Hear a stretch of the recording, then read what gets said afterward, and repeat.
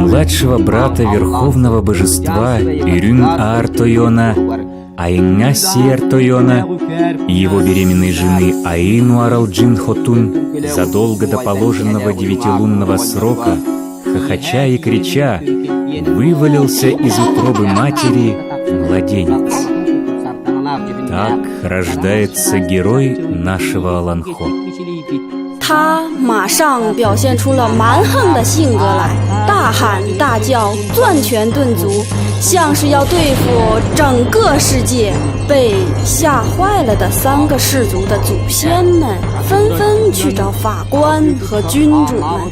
Die Richter schicken den Säugling in die Unterwelt ans Gericht der 3 Wiegen zu einer alten Prophetin, welche Görbe Gülkan.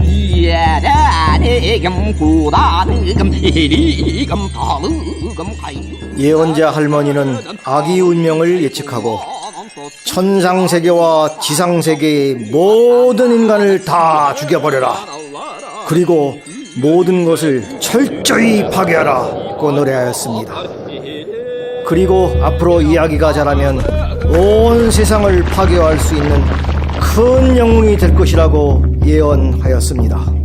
この赤ちゃんの性格の悪い面を恐れた神々は、赤ちゃんを白い天の果てにある渦のように旋回する鉄の山にある8面の柱に魔法の縄で縛らなければならないと命令しました。 This boy will become a defender of people in the future, Nurgun Batur the Impetuous by name. The gods make a conclusion.